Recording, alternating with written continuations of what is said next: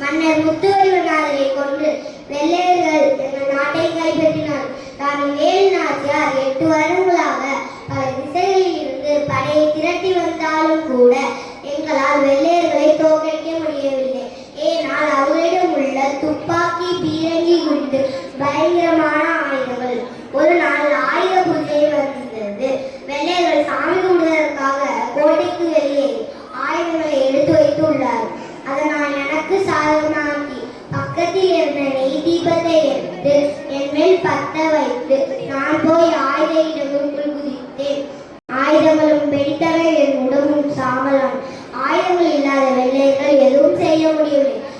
வேல் நாச்சியார் அவர்களை துரத்தி அடித்து நாட்டை கைப்பற்றினார். அதனால் எனக்கு தற்கொலை போராளி என்ற பெயரும் உண்டு. சிவகங்கை அருகே உள்ள முத்துப்பட்டி கிராமத்தில் என்னை தீப்பாய் அம்மன் என வணங்குகிறார்கள். என் வரலாற்றை கேட்ட அனைவருக்கும் நன்றி. எனது பெற்றோர் ஜானகிநாத் போஸ், பிரபாகர்